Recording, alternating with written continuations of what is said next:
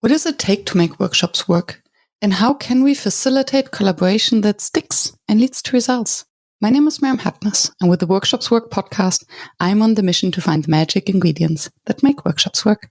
Today with me on the show is Theresa Destrebecq, and we speak about books and how to facilitate group conversations for intact teams and across organizations using books as a vehicle and facilitation tool. And we dive into the question of co-facilitation and what makes it work, what makes it click, whether we are co-facilitating with a client or with another community member. And we have a beautiful conversation about our lessons learned along the way and about the mindset of facilitation that is so much more than just applying activities or putting together process. So stay tuned. And by the way, if you don't have pen and paper at hand, scroll down to the show notes to download my free one-page summary. And there you will also find a link to the Never Done Before Academy, a marketplace for live online facilitation courses. Maybe this could be for you. And now, lean back to enjoy the show. Hello, Theresa. Welcome to the show. Hello, Miriam. Thanks for having me. So curious to have you here. We had a little teaser taster during the last festival, I think. A little podcast teaser on the boat. And I realized I need more time with you. Ooh, that's always nice to hear. Right? So let's start with the beginning. When did you start calling yourself a facilitator? And actually, do you? I'll start with the second question. Yes, I do call myself a facilitator. And I didn't start calling myself a facilitator until a participant in a book circle gave me feedback. And it literally said, Theresa's a great facilitator. And I was like, is that what I am? Is that what I call myself? And this is not new because I've always struggled with what to call myself. So I became a coach in 2012, but I never really liked that term coach either because I was a sports coach when I was younger. And to me, like coaching, like in the sense now, professional coaching is not the same as like basketball and volleyball coaching, which is what I did. So I always struggled with that label. And so facilitator, though, I think does fit better than coach ever did for me. So, yeah. It's interesting how we connect to certain labels or don't connect depending on what history we have with them. Mm-hmm. What do you think made this person consider you a facilitator? Well, I was leading a book circle. It was actually my very first book circle client. So this was back in 2019. And at that point, I didn't really know what to call what I did because to me, a facilitator is more around facilitating decision-making or strategy and things like that, which is not what my book circle work is all about. And I thought that what I was doing was kind of coaching, educating through books, and I didn't see it as facilitation. And so, but from their perspective, they saw me holding the space, kind of giving direction for where to have the conversation, to where to go, asking them to dive deep into the concepts that they had read about, exploring them in new ways, which in the end of the day is what facilitators do. And so I was like, oh yeah, I guess I do that. So it really struck me and hit well. But then I also had to say, well, what was great about it? Because I needed to know what it was that I was really doing that he liked. I love that. And you make me curious. You said, and I think that's what many would think, using books to train. So books contain knowledge. In training, we bridge a knowledge gap. So yes, we bring knowledge from the books in. And you said that you're using books not as a trainer or educator, but as a facilitator. So what is it that makes it different in the way you're using books in the book circles than a trainer would use them? I think a trainer probably does use them, but I think what the trainer is doing is transferring the knowledge from the book to the participant. Whereas I have given the book, or they've actually bought the book themselves, and they're accessing the knowledge themselves by reading the book. And my role is to help them explore the ideas in the book in different ways. If you're familiar with Annie Murphy Paul's work, she wrote a book called The Extended Mind. And she talks a lot about how we think better, not just in our mind. And when we're reading a book, we're just in our minds reading the book or listening to the book, and we're in our minds. And in order to really think better, we need to extend that thinking beyond our minds. And so Annie Murphy Paul talks about thinking with our bodies, thinking with our surroundings, and thinking with our peers. So for me, thinking with the peers is a huge part of my book circle work. So by bringing people who've read the book independently to an interdependent space, they are able to shift perspective, challenge their assumptions, look at their ways of working in new ways that they wouldn't think about on their own. And I try to make it as alive as possible, so as engaging as possible, so it becomes sticky. Because when you read a book, you're like, oh, that was a great idea. And then you close the book and then you put it back on the shelf, or you put it back on your nightstand or wherever, and then you pick it up again. And even if you've underlined, you don't remember what you've underlined. You might have some big ideas of what you read about, but it won't be as sticky as if somebody's helping you to explore it, or you're listening to your colleague share about it and you're like, oh yeah. So I talk about connecting the head with the heart and the hands. So we got to get emotional behind it. And then we also have to do something with it. It can't just all stay in the head. Yes, I think rephrasing it in your own words, and it reminds me of what we learn from teaching, that actually we learn the best when we teach. So when we explain ideas to others, when we have this exchange about ideas, and then I think when we have maybe a peer accountability group. So what can we do with these ideas? How can we implement them on our daily lives or work? And I think that's, in a way, the selfish reason why I chose to start a whole business around books is because I recognized that I was reading a lot of books, but I was also not doing as much with them as I wanted to. So by creating a whole business where I'm supporting other people to read more deeply, then it forces me to read more deeply myself. So I am engaging in a much deeper way with all of the ideas myself, because I am one of those, I have to be walking the talk myself. Otherwise, I feel like I'm out of integrity. So I'm with them in the weeds sometimes, maybe a step ahead of them, because I've read the book already, maybe several times, but it allows me to align and connect better, I think, with them as we're all playing with the ideas together. I'm not the sage on the stage saying, I've done this before, learn from me.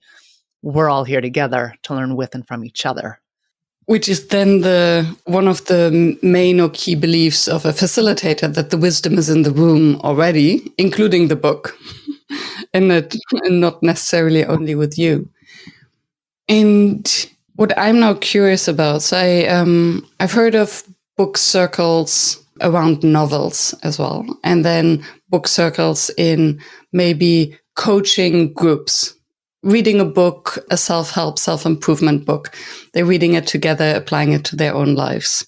And if I understand you correctly, you do this for companies. So these are colleagues who would read together the same book. Mm-hmm. So there's different models that I use depending on the organization. So most of the time I will do either peer circles or team book circles. So with a peer book circle, it's kind of put out to anyone within the organization who wants to participate. Theresa's leading a book circle on, I don't know, Think Again or Radical Again, any book. And so it's disparate people from within the organization. So there are different levels. There are also different departments. They're potentially in different countries. And so it also becomes a bit of an internetworking experience for them. And it also helps to break down silos, because sometimes you don't have a vision of what's happening within other parts of the organization.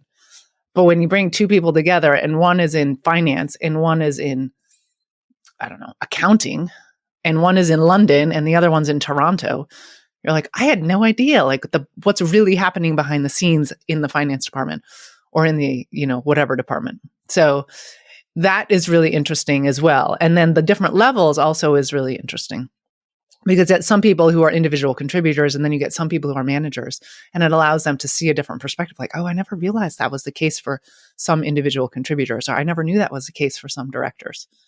So that's one way that I do it. And then I also do team book circles where it's an intact team and we're exploring a book together for learning purposes and to support them through, a way that they want to grow or something they want to live into as a team.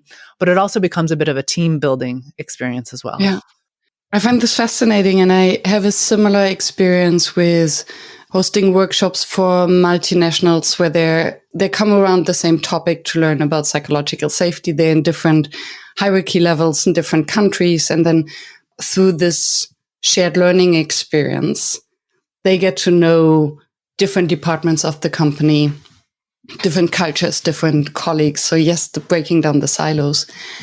And I think the beauty of it is that it's this shared learning experience that becomes a vehicle. And I wonder whether with the book in particular, it's like going to a museum and speaking about art, that you're together looking at something that is external to both, and you can talk about the thing instead of talking about the thing being the organization or being yourself. And I wonder whether the book is actually a vehicle for that facilitates this. So speaking about Think Again, Adam Grant's book, and how important it, or how we can make it easy facilitate the conversation between opposite opinions. If I'm right, this is what the book is about, right?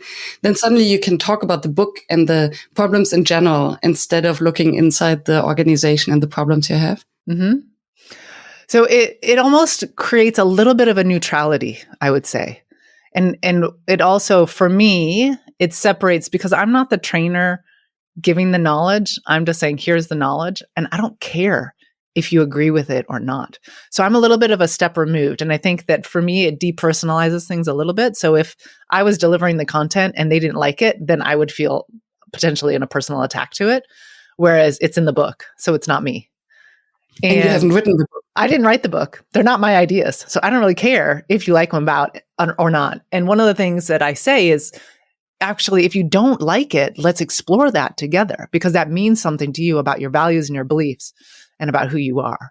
But going back to the idea of the neutrality, we can definitely dive into topics around certain things that are happening within the organization that might be a little bit controversial, but we can do so in a bit of a playful way. So I'm currently doing a book circle with Think Again. I think it's my 12th with that book. But we were talking about, we actually engaged in structured debates around some of the topics. So I had them write down different topics that are controversial within their organization. And because it was done in a bit of a contrived way, in a playful way, they felt comfortable exploring some of these topics. And I think if we were just in a conversation, it would have been different. But because we were doing it through the act of play, it felt more comfortable and not as high stakes. Can you give an example for this play?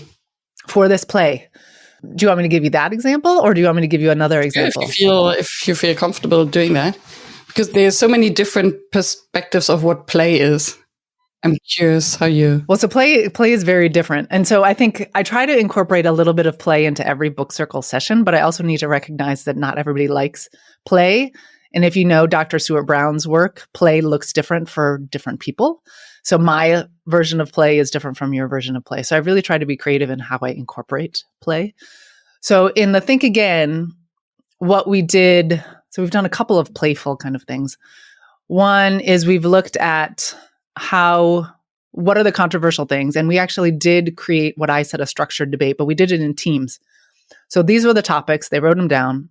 Then they met in their partnership and they said, okay, you are the negative and you are the affirmative. So we did it actually like a debate, but we did speed debates. So they had 45 seconds for their opening and then another 45 seconds. And then they had a minute and a half and a minute and a half, 45 seconds, 45 seconds. And then the people who were observing and not participating, they had a scorecard based on what the advice was from Adam Grant based on how to diffuse and how to debate well. So things like finding common ground, asking questions, sidestepping what he calls defend attack spirals, and not having too many reasons behind you. So we did that play and we did multiple rounds of it. And then we used that and then we stepped back and said, okay, so how is this applicable to us in our work situations? Where are things feeling tense?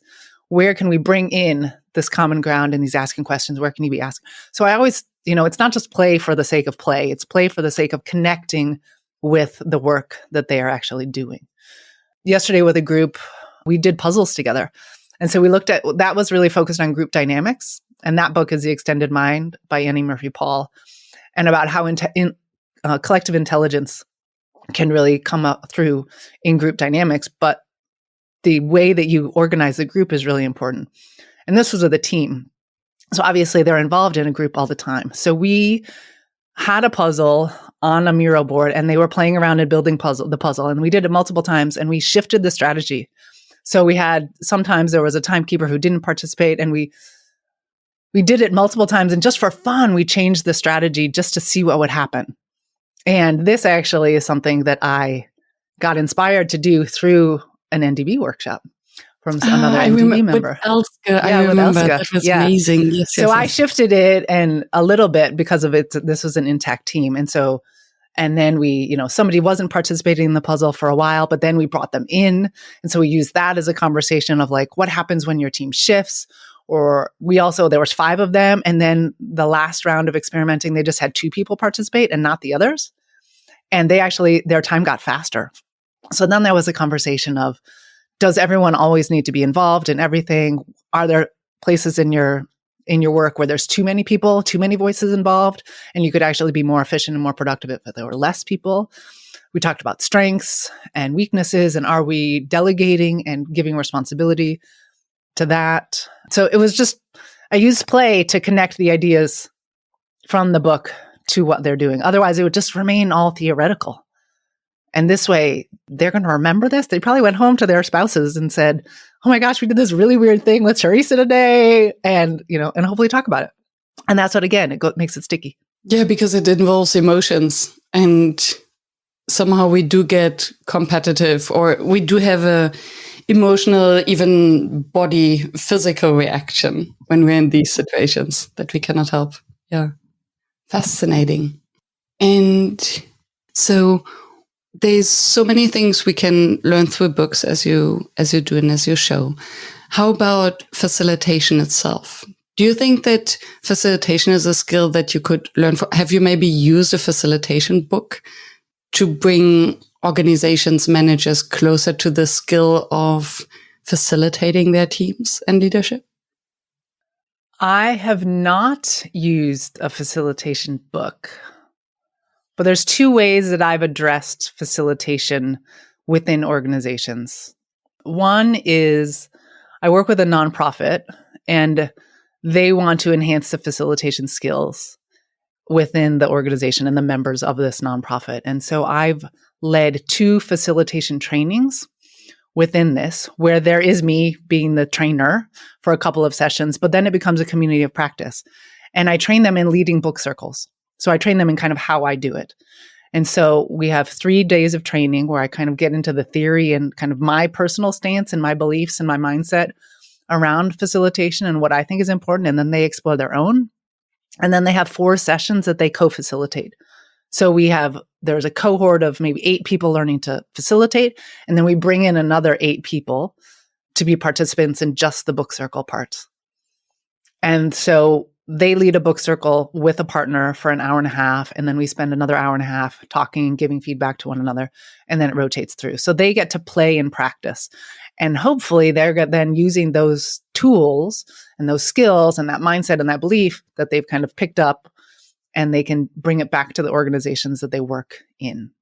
So that's the first way that I do it. And I don't do it very often. I mostly just do it within this nonprofit.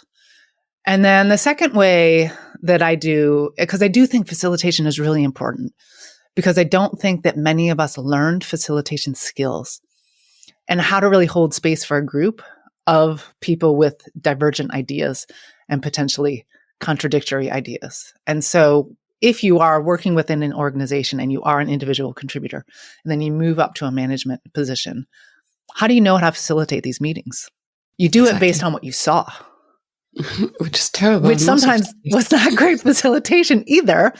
And it might not match who you are, right? So if you had, and I'm going to get into a little bit of the gender, but like if you had a male manager who you then model your facilitation after, there are certain things that are more acceptable coming from a male perspective within organizations than as a female. So you can get stuck in that double bind as a woman if you try to facilitate or lead meetings in the same way that a male manager would.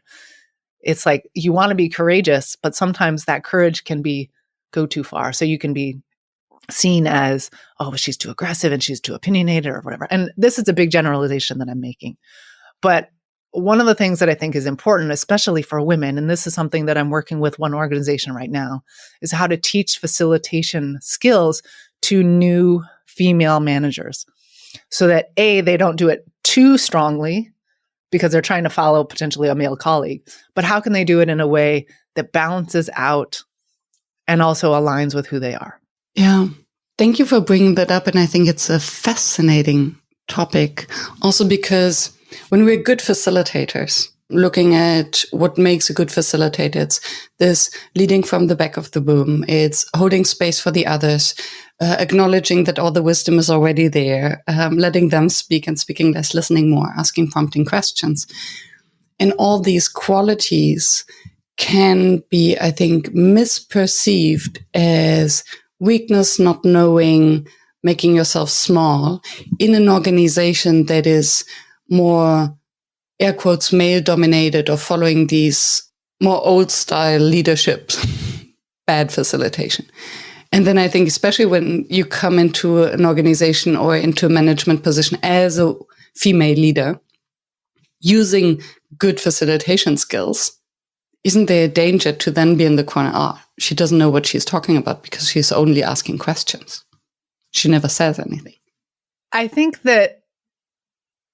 don't think there's a danger. I mean, I think in some ways, as a female, there's a danger in anything that you do. Not to be like too, but I think facilitation and learning facilitation skills, there's two things it can do. It can help those women who are really strong, and I will say that I'm one of them, and people who perceive me as being intimidating and potentially aggressive. I'm also tall. So when I enter a room and I'm confident, so I have this presence and people can find it intimidating. And so if I actually pull back, then it's easier for me to meet people where they are because I'm pulling back into facilitation and not knowing. And I also think at the same time, it gives permission for people on the potential opposite side of the spectrum who are struggling with imposter syndrome, who are struggling with low confidence, to give them some skills and be like, I don't actually have to know, because it gives them the opportunity to create a container, to create, processes where they don't have to know the answer, where the wisdom, again, is coming from the room. It's emerging from the participants. So it almost creates this balance between these two very separate kind of ways of being within an organization and creates the space in the middle for them. 100%. And I think especially for introverted or people in general, they are very often surprised how their introversion actually benefits them once they enter the facilitation role, because they don't have to be in the center of attention and lead the conversation. I was just wondering to what extent an organization must be prepared for that. Tell me more about that question. About the new leadership style in order not to misread, misconceive, or judge it as weakness, holding back. I think that there is a lot of power in being able to hold space for other people. And I think that there needs to be a mindset shift. And you were mentioning earlier about kind of the old school ways of leading. And I mean, I work with a lot of women in women's organization and work in women leadership programs. But I also think facilitation skills are great for men too, especially ones who are really strong and tend to dominate spaces. So I referenced yesterday that puzzle play that I did with a group. And one of the things that I was able to say through the puzzle play, there are two men in this team who tend to talk first and second and most every time. And I hadn't mentioned it at all. We've had 5 other sessions together. I hadn't mentioned it, but through the puzzle play, I was able to bring it up because I was just the observer, right? Oh, I noticed in this situation, so-and-so spoke first and so-and-so spoke second. I wonder if, we could change that around and flip that around and have somebody else speak. So facilitation skills, I think, are great for everyone if they are going to be holding space for people. And I think that, so one of the organizations that I work with is quite patriarchal, I will say, quite male dominated, we'll say. And actually, they recently just got slammed in the media for the lack of female senior leadership. And that was a big blow to them. And so this is when this conversation came up around how can I support them to teach facilitation skills within the organization.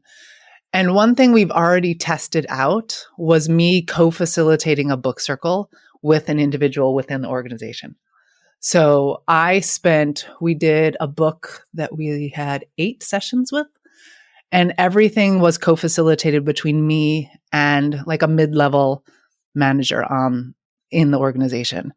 And what we're going to do next time is we're going to bring somebody else in to co-facilitate. And that one we might pair up. So the first one was just a pilot. Let's see how this works with me co-facilitating with someone. And I'm kind of acting as the mentor and the guide and also teaching a little bit. But it's also really powerful because it's not the external service provider, the outside vendor who's doing it all. And it gives me an inside look at really what's happening within the organization. And she was able to see things and know things like, we really need to work on this because this is what's happening within the organization, where I can ask as many questions and get as much data and make as many guesses as I want. But she's on the inside. And so she knew really what was happening and where there was a lot of issues between these men getting promoted who weren't very good leaders and these women getting pushed out and them, moving on. And so it's been really great to empower them to say, oh, I can step up and I can do things differently. And, if you think about the circles of influence from Stephen Covey, like some of this stuff is they can influence their team and then kind of ripple out from there. It doesn't have to be from the top. And I'm very glad that you're bringing that up because this was the second line I thought I could follow, and now they're coming together. You knew that. Perfect. No, you're bringing them together. So you are facilitating this conversation. Thank you. Mm-hmm. What I find fascinating in this example of co-facilitating with a client is that, yes, they're learning the facilitation while doing it. And also, from what I hear, is that you allow them to take a step back and to realize how much the role of a facilitator helps them to have a different perspective on the team dynamics. Because I think that's another misconception of facilitation as a manager, that by holding space for their teams and not being the person who speaks most, they actually have an opportunity to look at through a different lens and to see things that otherwise they would miss. And I think in the usual conception of a manager hosting a meeting, it's they do all the talking and everyone else just sits there and, in the best case, listens.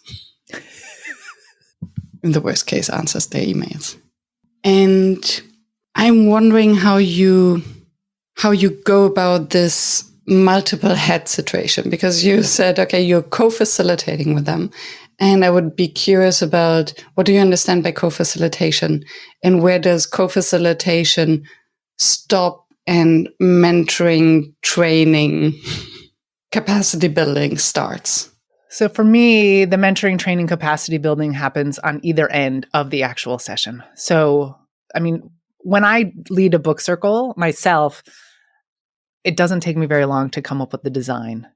But when I'm working with somebody else, I have to build in a lot of extra time because that's a different conversation. And so one of the things there's a lot of co-designing happening, and I have to step back and be very open to their own ideas and also stimulating a little bit, because sometimes they're like, I have no idea what to do with these ideas from the book. Do you have any ideas? And so sometimes they can get into this because they know that I'm the one with the skills and the knowledge and the competencies.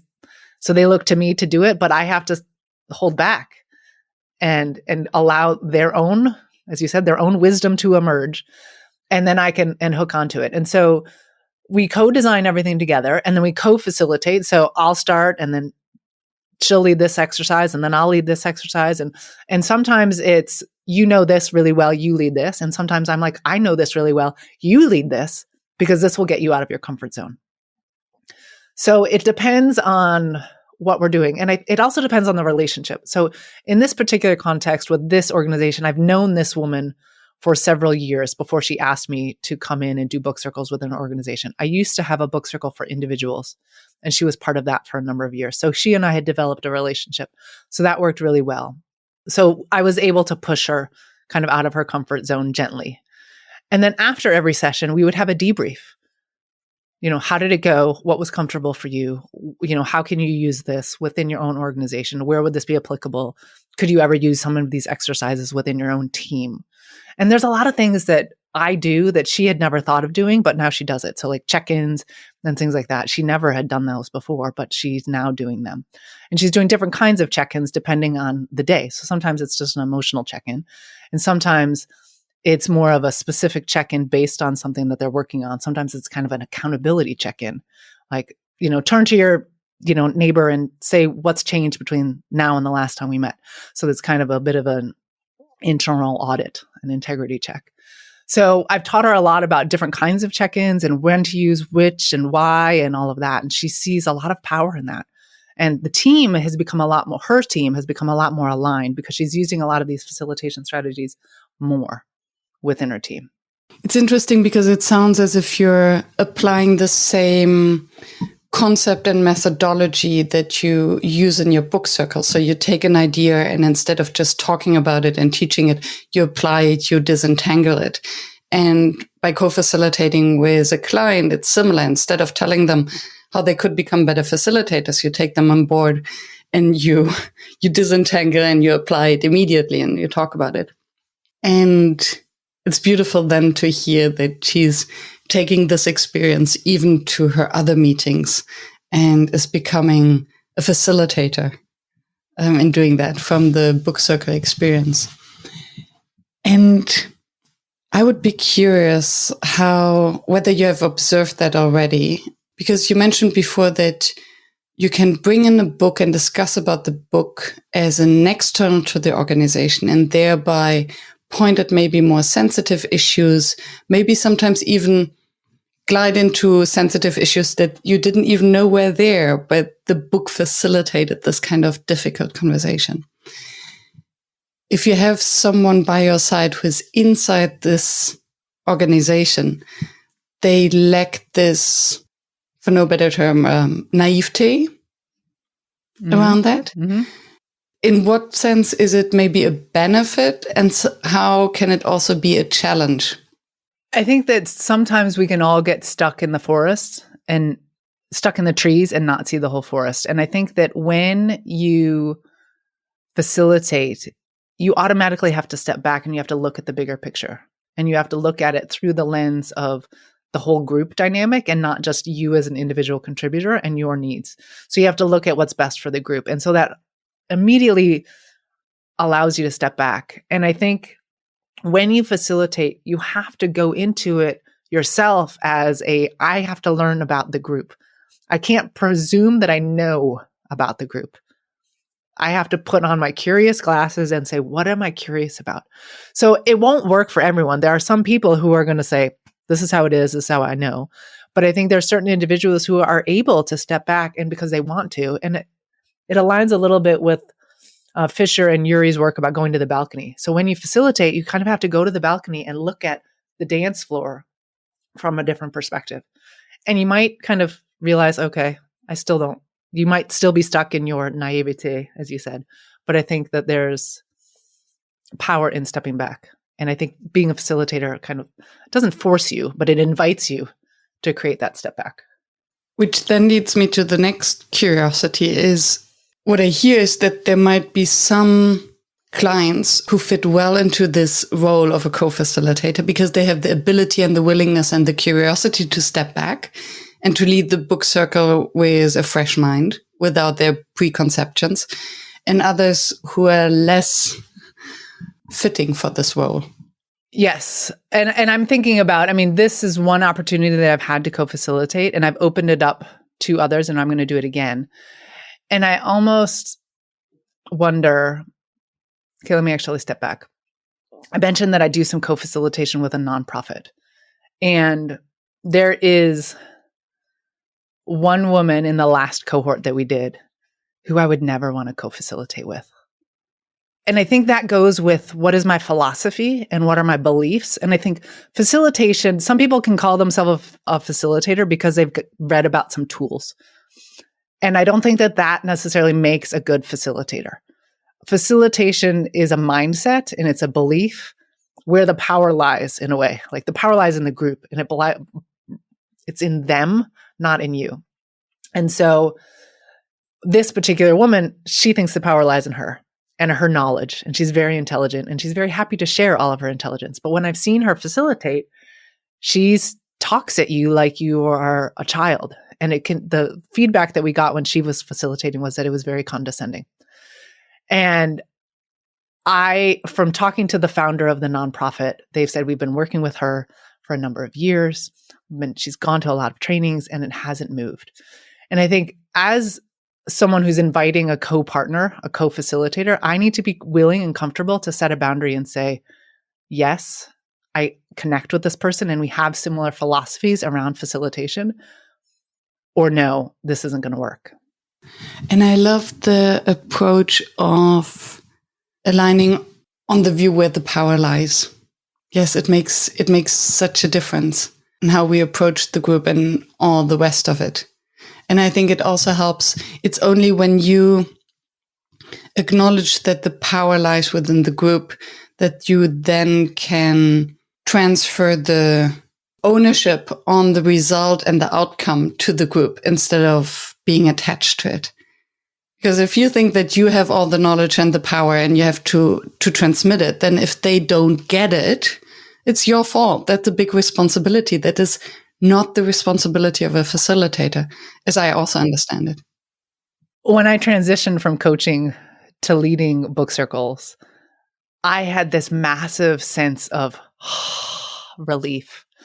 Because there was something about when I was coaching people one-on-one, I got too attached to the situations that they were in. And I took on too much responsibility for what was happening and their lives, their professional lives, and whether things were changing or not. And I spent too many nights not sleeping because I was thinking about a coaching client. But now in the role of facilitator of these book circles, I am so much more at ease because I don't feel that same pressure on myself to have the answer and to know the answer because I'm giving them more power. And I guess you could say in a coaching situation, they have the power too. But I think because it was just a one-on-one relationship, I think I was like, oh, but maybe I could have asked a different question, or maybe I could have done this, and that would unlock it. And here I'm a little bit more removed and the power really lies with them. And I'm just, it's like if I go back to puzzles, I've given them the puzzle pieces, and are they putting them together? Yeah, and if they are putting them together and see a different picture, and this works for them, it's good for them. Yeah, exactly. Yeah, love that. And you have also hosted, or you are hosting the book circles at the Never Done Before community. And one thing that you do is that every time you invite another co-facilitator to join you. What is your experience behind that? And what are you learning from that? Because I think it's genius from what you explained earlier is you get, yes, it takes you more time to co-facilitate and to prepare these sessions because you're not following your standard approach. But then you get also new ways of looking at things, new inspiration.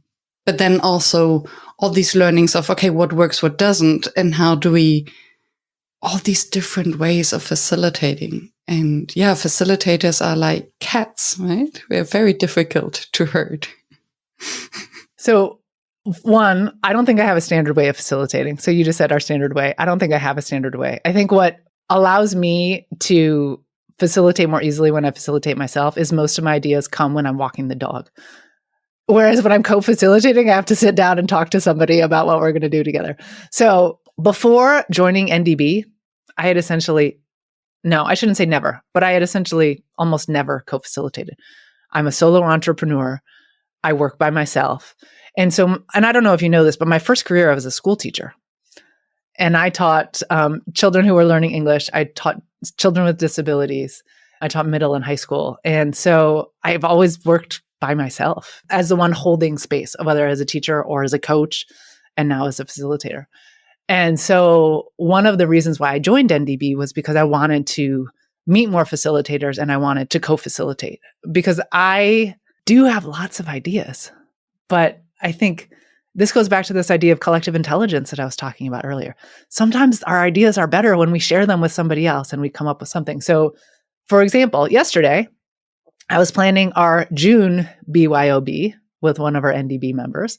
And I came in with this idea of what we could do. And I said, do you have an idea? And she's like, I have none. And I said, well, let me share with you my idea. And in 40 minutes, we had taken my idea and morphed it and improved it and shifted it and changed it. And then at the end, we were like, so whose idea was this? And we were like, I don't know. So neither of us really knew where this nuanced, expansive idea came from, but it kind of came from the seed of my original idea. And then we watered it and we dug around and we said, okay, and then something else different grew than what we had originally planted. Beautiful. Yeah, that's what I love about co-facilitation at its best. And I find it fascinating that sometimes you get into this yes and flow, and at the end you have something new and you don't know where it comes from. And other times you get into this yes but stuckness and you don't move. And I don't know, I cannot put my finger on what works and what doesn't and what makes the difference. I think it's a mindset. I think that there are naturally curious people who are willing to yes and pretty much anything. And I think there are people who potentially for sense of security or whatever, they're more of a yes but. Maybe that's too binary to think of it that way, but I think that I am fairly open to yes anding everything.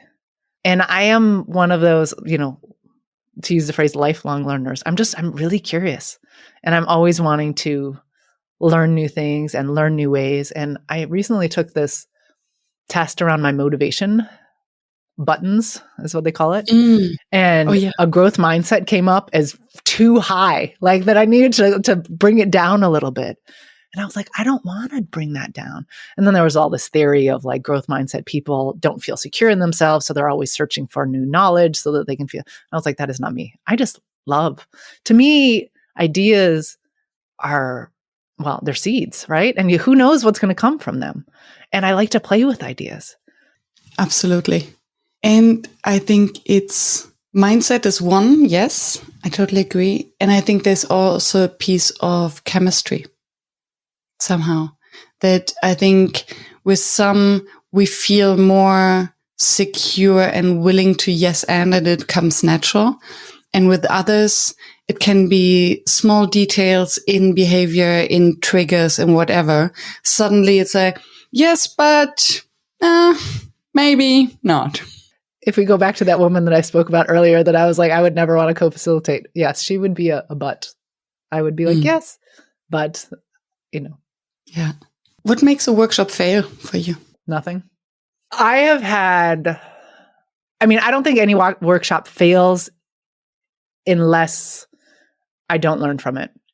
So a couple of months ago, I had read something about somebody doing like this Jenga thing in a live workshop and using Jenga as a metaphor for something. And I was like, that would be really cool.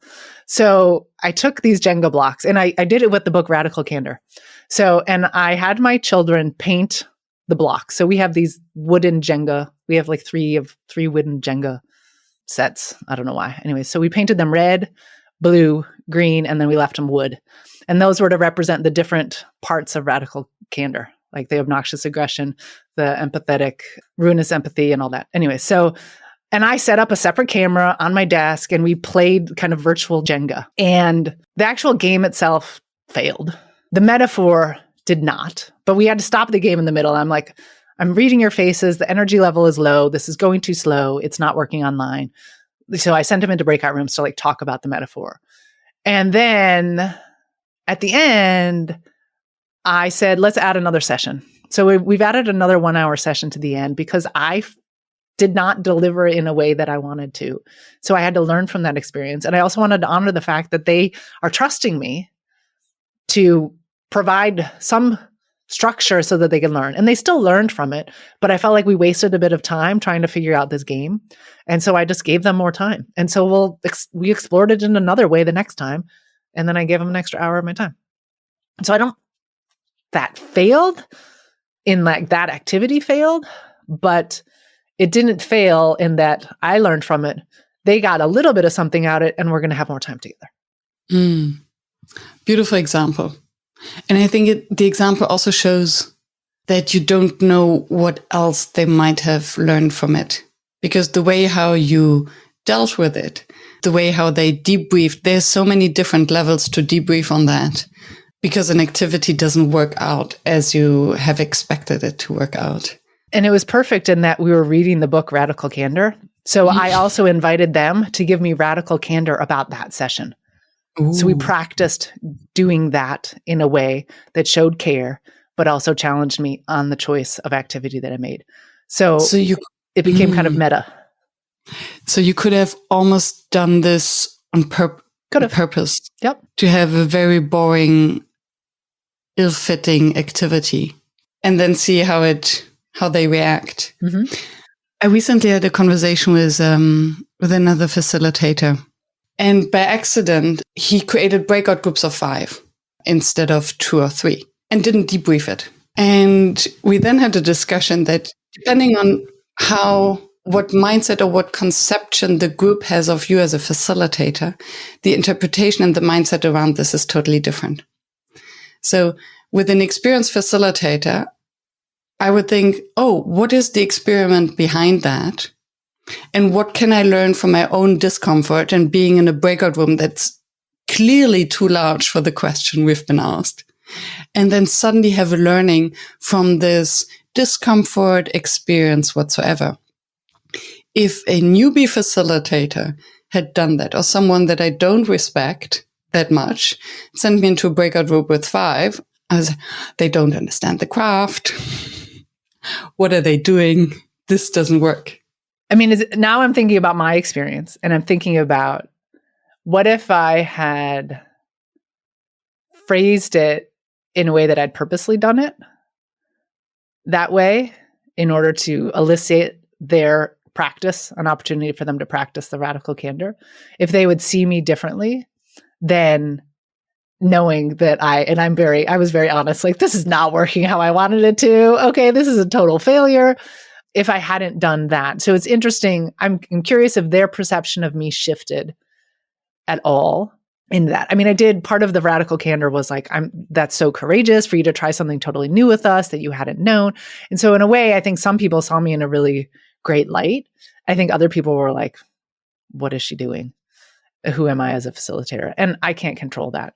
So, yeah, which is such a growth opportunity for you and for them. Because for those who, isn't it funny how our perception of other people often reflects our perception of ourselves?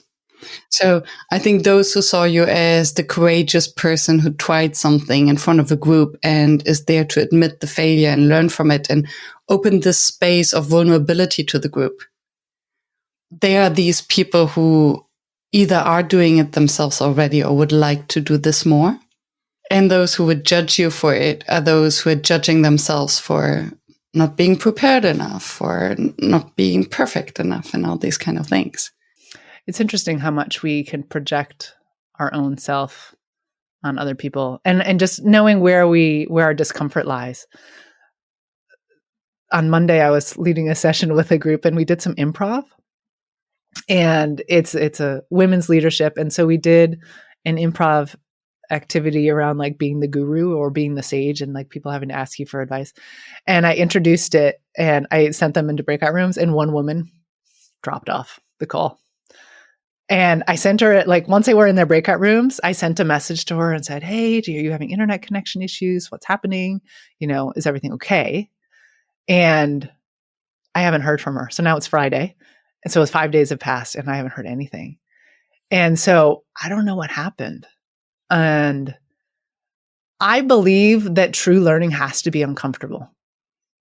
I think if you're really going to learn something from a situation, it has to be a little bit uncomfortable. But I also recognize that everybody has different discomfort levels. And the story that I can say about her is that she felt uncomfortable about doing this improv. And so she dropped off. And then maybe I would say, oh, was that the right activity? Did I choose something? Should I not have chosen something that was going to put them in that space? But they did it in pairs and triads. So it was like a fairly small environment. And we've had several sessions together. I think that was our 5th session. So they know each other fairly well.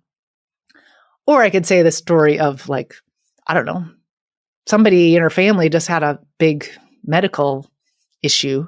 And so I need to just have compassion for that. And she hasn't responded yet because she hasn't been back to work and she hasn't checked her email. Who knows? And so as facilitators, I think we can tell any story we want about how well we are facilitating. And I think it's important for us to check ourselves in a way, especially when we go down that negative space of, oh, I'm a bad facilitator. I chose a bad activity. I failed. So you said, when does it fail? And maybe I'm a little bit too Pollyanna, but I was like, it never fails as long as I learn from it. Yeah, interesting. It reminds me, your story reminds me of so many things. One is we don't control the triggers of others. Yes, we can be careful and cautious or be aware that this could happen. And I think back to a early Never Done Before workshop where we had external guests who would host something. And one came in and did an activity where we are asked to speak our names. Speak our own names and the name of someone else, and then either very slow or very fast. So it would be Miriam, Theresa, something along these lines. There was one participant who felt so triggered that the entire session blew off, because we then got into a conversation actually. And that's why we have all these posts in the community about safe space and who is responsible for holding space, because the person then said that they didn't feel safe and the facilitator should have taken care of that. And it's something that nobody saw coming, a trigger by pronouncing someone's name. Do you know Heather Plett's book, The Art of Holding Space? No. I don't know if you know it. So one of the things she talks about is the fact that we can create safe spaces, like theoretically, but in reality, we don't know what's going to trigger people. And so she actually no longer refers to holding safe spaces. She talks about holding brave spaces, because she was in a situation where she thought she had a safe space and somebody shared and it triggered somebody else. And the other person said, I'm going to leave. And so we have different perceptions of what's safe. And so I think it's hard for us to be fully safe. And so I actually say we're going to create a safe, brave space. So sometimes it's going to feel safe, but most of the time, the invitation is for you to be brave, for you to be courageous and to step into a little bit of discomfort. 100%. And I must say that I cringe every time that someone says, this is a safe space. Or even saying this is a brave space, because who is there to decide for me whether I feel brave or safe, whether this is safe for me or not? And I totally agree that for me, the concept of psychological safety means that we feel safe enough to feel uncomfortable and stay there. And that's different for everyone, but it's the space where we can at least speak up, ask questions, be, and stay just a little bit longer.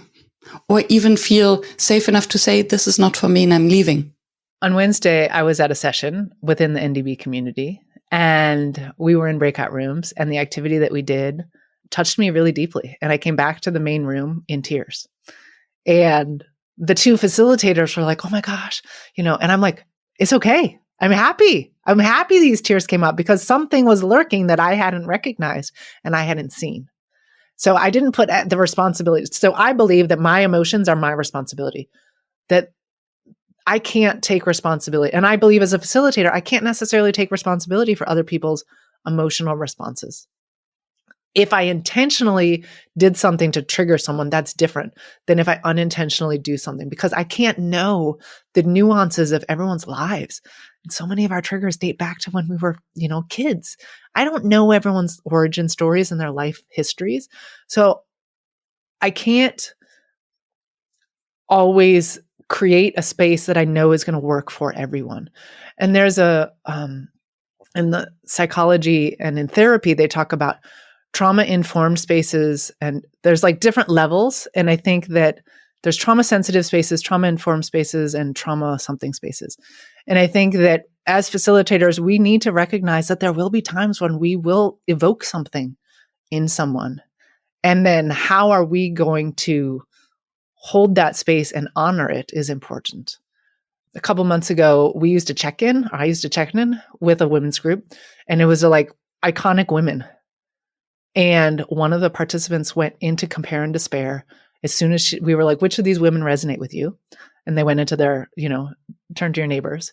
And she came back and was like, I'm really like, this activity did not work for me. And we ended up kind of putting the agenda aside, and we just really focused on when we get into compare and despair and what triggers us, and really just sat and honored that space. And she was the one who vocalized it, but there were other people who were feeling it a little bit as well. And so we just kind of there, and that goes to like, there's the planned agenda and there's the developed agenda, the one that comes up in the moment. And so as a facilitator, you have to be aware and know when are you going to address it and when are you not going to address it. Yeah. And to me, this is one of the highest compliments to a facilitator, that someone feels safe enough to bring that up and say, this hasn't worked. And then is honored in a way that, yes, we hear you and we provide the space. And then others also realize that this is a conversation that is important for them to have. Because I think how often does this happen? People come back and then instead of saying it, voicing it, they lean back, disengage, open another tab just to run away from this discomfort, find distraction in their phone or whatever. And I think I haven't thought about that before. We are so quick in judging participants from disengaging, distraction. And I think very often, I can only speak for myself, but how often am I grabbing my phone because something feels discomfortable? And it's a way of distracting myself from this discomfort. Yeah. I mean, so when I lead my book circles, a lot of the feedback I get is I'm never bored. I can't check my email. There's no way I'll never fall asleep. And so I think that something for me to recognize if somebody is disengaged, where is my potential responsibility and potentially their responsibility in it? And I try to stay, I laugh and I'm like, who goes to meetings where they never say anything and they're totally disengaged? And usually every hand goes up because I'm working with corporates. And I said, and like from the very first session that I have with them, I'm like, okay, this is not going to be that. You're always going to have a voice. You're going to use a lot of breakout rooms. We're going to be doing things that are going to make you uncomfortable. But I'm very open and honest from the start. I mean, there's no content in that very first session. It's just us connecting with one another, understanding who I am and how I work. And we go through hopes and fears and personal commitments and all of that. But I'm very upfront and honest from the beginning. And sometimes I'll be like, oh, what's a word cloud? Like, what's everybody thinking about this whole book experience? And I'll often get scared or a little hesitant or a little anxious. But those people, I mean, I remember I'm working with an organization where I think the man must be like 65. He's an older white man. who's probably never done any of the stuff that I'm doing. And he, I think, is the one who said he was scared at the beginning. And he's getting to every single session. He's super involved and he's there. And so it's yeah, I don't know why I shared that story, but. Yeah, it's the opportunity to create a space where people can just experience themselves and each other in a different way. Yeah. And that's the art of facilitation, to open up that space. It's a challenging job we have. It is. Constantly distinguishing what's us, what's them, in terms of responsibility, responses. Also what you shared with this person who logged off, and then the story you can tell yourself around that. I think similar with someone who's being off camera. I can tell myself the story that they are not engaged and they do something else instead. I could also tell myself the story that they're homesick without makeup, feeling bad, but they so much want to be there that they prefer joining without camera. Mm-hmm. And then suddenly it's an honor. Mm-hmm.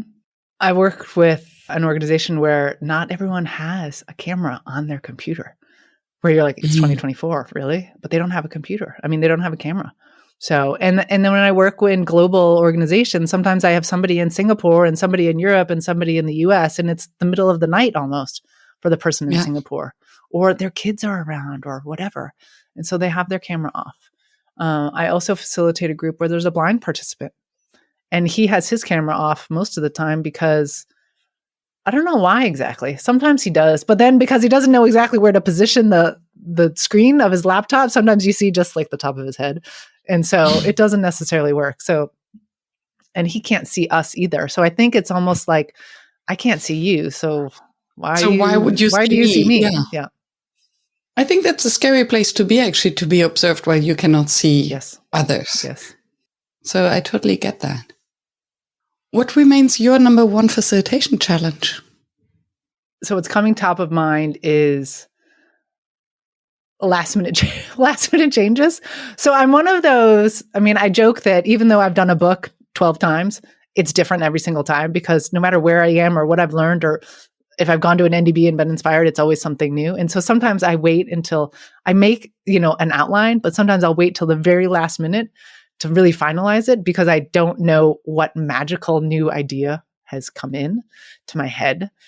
So I don't know if it's a challenge, but sometimes it is, because I'm like, oh, I'm ready, I'm good. And then like at the last minute, there's a little bit of a scramble, because I'm like, oh, wait, no, but I had this great idea. And so like, how can I fit it in to what I've already done? So I don't know if it's second guessing myself, because I don't know if it's second guessing, but it's always kind of a reaching for something even better. Something what I call it my magic monster. Like I'm looking for something more magical that could be around the corner. Interesting. I love that. And it resonates. I have that when I design a workshop for a client just after having recorded a podcast, or just after having re-listened to it to write the one-page summary, I usually have the impression that this is exactly the puzzle piece that I needed to design this workshop. How could I even think of designing a workshop without knowing this? And maybe that's also the beauty of our profession, that we can find inspiration everywhere if we're open for it. And then I think it's maybe the magic monster is not external but internal. So for me, I'm at my best when I'm excited about the design. And then it also sparks curiosity and engagement in the group. So if I can add this little magic monster at the very end, just to spark this enthusiasm, that's a good thing.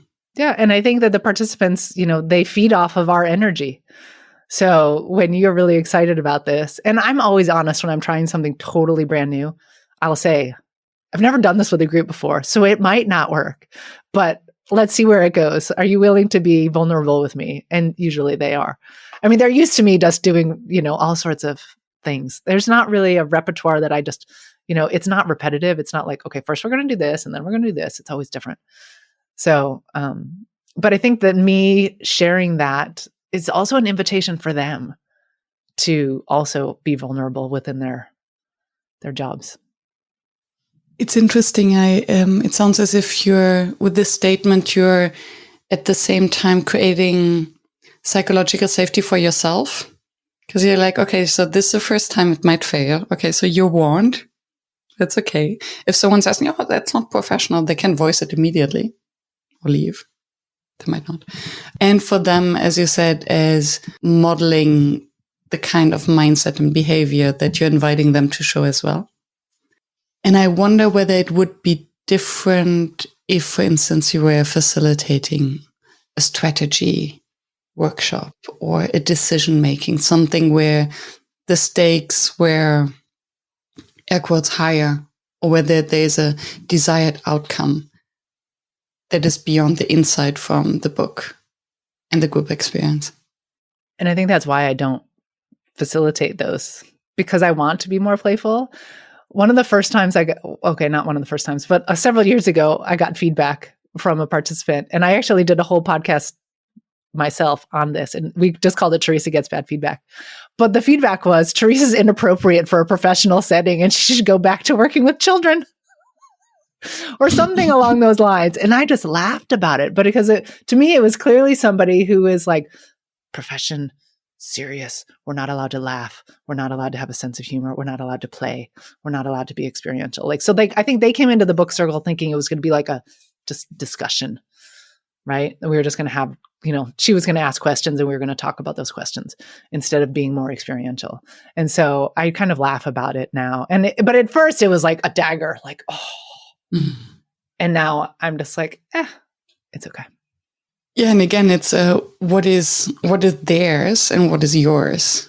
And you clearly triggered something in this person, going to a place of discomfort that it was easier to blame you than to admit that play, experience, maybe a little bit of chaos wasn't bearable.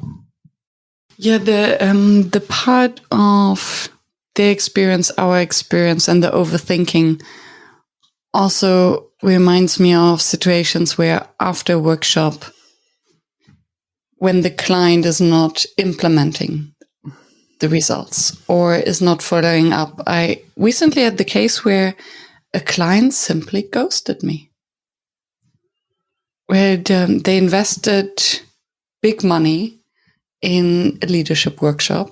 They were super engaged. They had fantastic ideas. It was great. I received great feedback. And then I sent them a follow-up with some idea, suggestion on what to do now next. Never heard again. Followed up another time. And I first thought, what did I do wrong? I could have done things differently. I could have done more documentation, although I never promise a documentation because I think it's not my responsibility. And on the other hand, there could be a million other reasons. Oh, they didn't budget for implementing these ideas. Maybe the person who was my contact person lost their job in the meantime or went on a sabbatical, something else happened. So the responsibility piece with us as facilitators, whereas it's regarding the individuals and their experience, how they perceive us, or the organization and the client, is another growth opportunity. It's interesting that you bring up the whole idea of implementation. When I do my work, I talk about the 3 C's. There's the consumption of the book.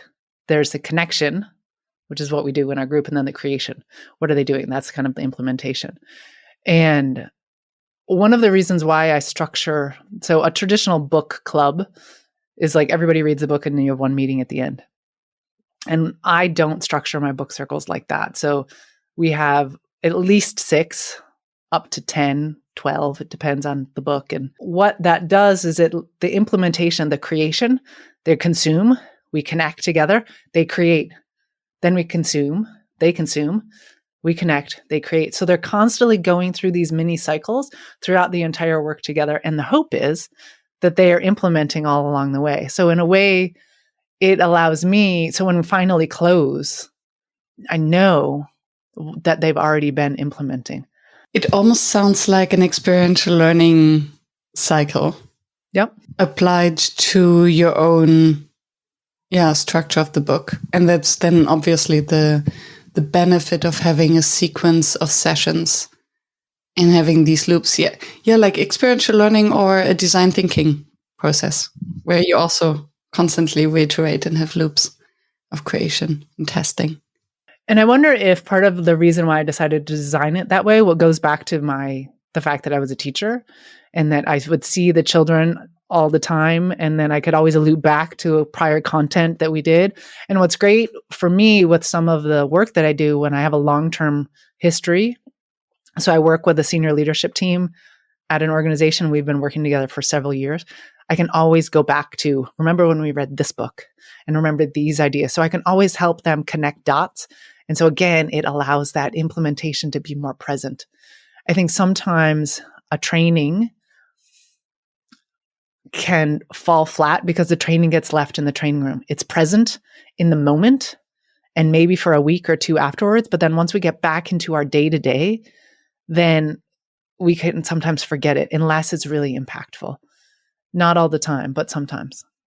Another question just came up, and I wonder to what extent the choice of a book can be almost a, air quotes, political statement in an organization, and to what extent you have encountered maybe pushback either from HR or from the leadership, or to what extent this has to be discussed actually. I have had that. So it was a team book circle, and the manager said, I really want to lead a book on resilience. And so this prompted a really interesting conversation around what is happening that you want to have a more resilient team. And so in the end, we did choose a book that was around uncertainty, because I think there's uncertainty everywhere, but it was a really interesting conversation. And the manager didn't come to all the sessions. And that actually was a great opportunity for us to really explore what was happening within the organization, because there was a lot of strategic changes that were happening. And so the team was like, okay, this new strategy has come up and it takes us a month to get figured it out, to understand what the strategy is. And then we're in it for another month. And then they change the strategy again. And it was a business development team.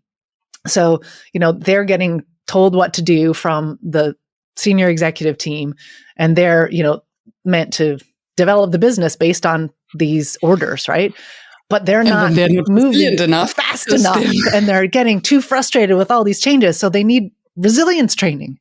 We're not training, but they wanted to read a book around resilience. And so it's kind of the parable about the dead bodies in the river. Like, do you just keep pulling the dead bodies out of the river, or do you go up the river and figure out why the dead bodies are getting in the river in the first place?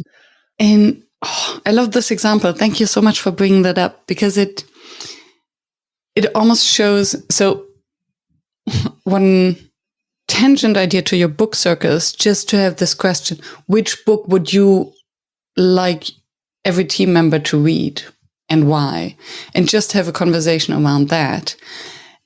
And how much this can actually inform us about the mismatch between a manager, team leader, and the team, and maybe the broader vision they have.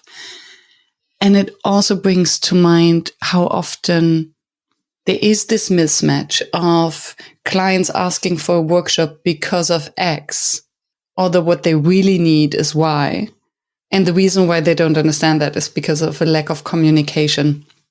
And I'm thinking of one of the standard example: team leader wants a team building workshop, although because everyone is disengaged. Although what they actually need is our roles and responsibilities clarified, or clear processes, so that they can actually engage. There's one organization that I work with where they rotate who chooses the book amongst the team.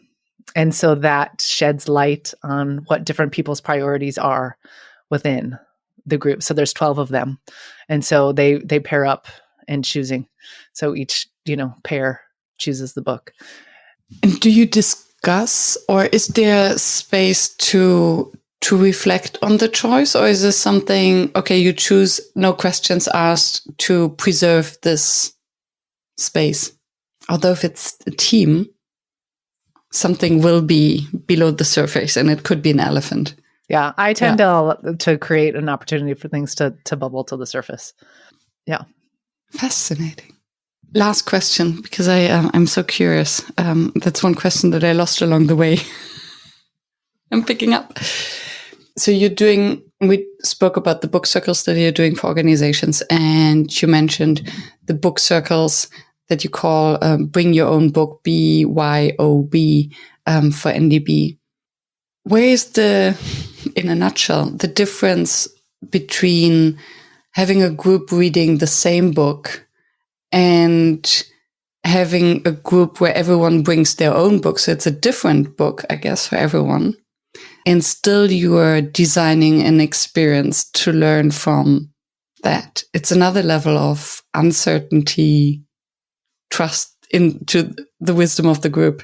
So when it's a traditional book circle, I mean, there's nothing traditional, I don't think, about what I do, but when it's a book circle where everyone's reading the same book, there's clearly a subtle outcome that they're hoping to get out of the book. So they have joined this because they want to improve something, and that's what the book is for. The BYOBs for me are more about gaining new perspective, having fun, and getting inspired to read and learn something new. So they're a little bit less serious. They can be used. I'm actually, now that I've been doing them in NDB, I'm offering them to organizations. It's kind of just like a fun team building thing. And so I'll be starting some of those this summer, but it's less, professional development, so to speak, as, the book circles are usually housed within learning and development or leadership development within the organizations that I work with. Whereas a BYOB is just more of a fun, internetworking or team building kind of event. So it's a slightly different slant, but still books. Love that. And I love how, you're really using the different spaces to get inspired and to nurture each other and find your little jewels and creativity monsters everywhere. Thank you. Thank you. It's been a delight. And I put all the links to your podcast and how to find you and your book circle in the show notes. Thank you. And thank you. This was fun. I mean, when you love what you do, it's easy to talk about what you do and have it be fun and enjoyable. I think that if I didn't like what I did, I probably wouldn't want to create space to talk about it. So thank you for having me on. Thank you. Thank you for staying tuned and for listening until the very end. I hope that you found the inspiration and the wisdom that you are looking for. And I hope that you will subscribe to the show so that you never miss any of the interviews with another inspiring facilitator from across the world. I'm devoted to continue this podcast and to deliver weekly an episode that maintains the quality that you expect and you deserve. And if you would like to help me to maintain this quality and to keep the podcast free, please help us.